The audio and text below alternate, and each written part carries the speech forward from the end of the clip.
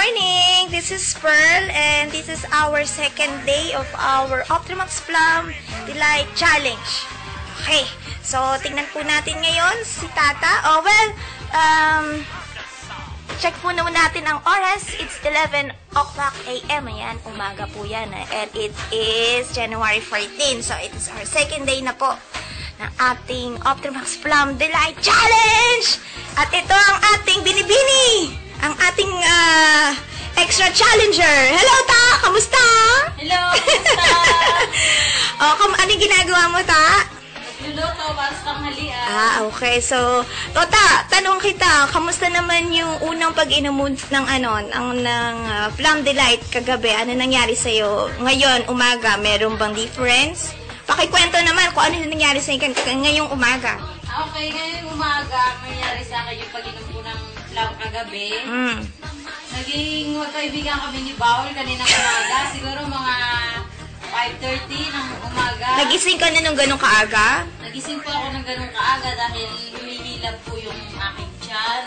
Ano, masakit ba? Paano hilab ba yun nangyayari sa'yo? Parang kunyari, mga nganak, hilab dito. Ganun, parang mga nakakatakot naman nun.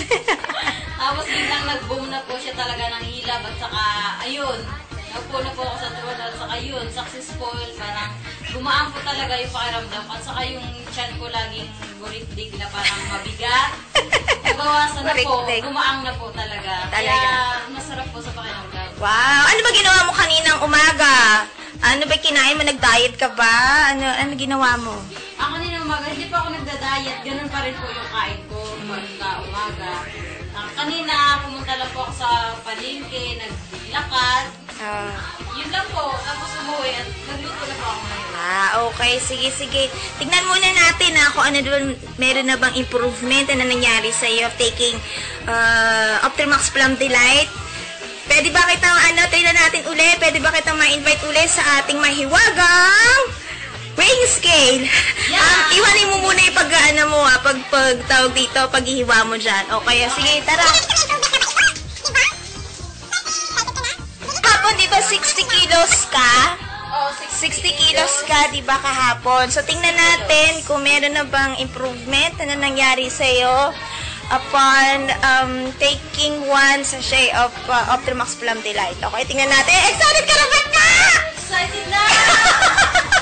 Ako din, excited na. Sige, tingnan natin Sige. Ayos lang Dali lang, tingnan natin. Tingnan natin kung ano ba.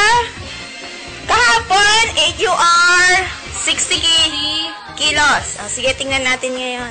Kung ano na ba ang mo. Oops, bakit ganito? So, ngayon, you are 59 kilos!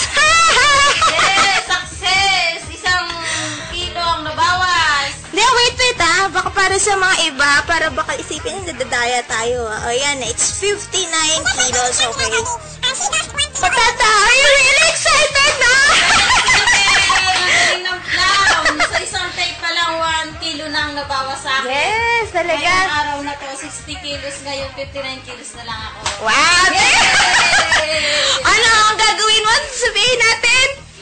Ang gagawin ko ngayon ay tuloy-tuloy ko yung pag-inom ng plum para healthy sa katawan at yung mabigat kong pakiramdam ay gagaang na po sa araw-araw. Okay, thank you very much, Tata. Mamaya tingnan natin uli, Sige po, thank you din po sa plum. Okay, sige, tingnan natin mamayang gabi kung ano ang yung second day natin na pag-inom mo ng plum. Okay? Kumusta kain mo ngayon? Hello guys, this is Pearl again and Tata again dito sa aming second day ng Optimax Plum Delight Challenge, okay? So ngayon si Tata, she's taking her dinner. Diba ulam mo, Ta? Tuyo at saka gulay. Wow, ang sarap. Tuyo at gulay. Mukhang napapalakas ang kain mo, Ta. Okay? Okay lang, maraming akong kakainin pero alam ko naman meron ulam. Wow. Nagulong sa akin. Kaya, sige.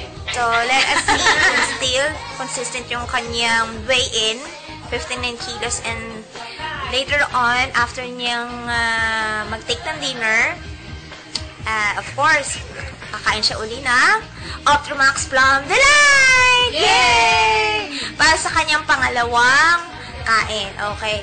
So, para malaman natin na talagang dinner time to, it's already 8:30 and we are all watching Honesto! Again, mga favorite namin na manood ng Honesto, no? So, yun po. So, balik-balik na lang po tayo mamaya pag may time, ha? Tatapusin lang po na natin si Tatang kumain for her dinner. Okay. Say goodbye! Bye! Yuppie!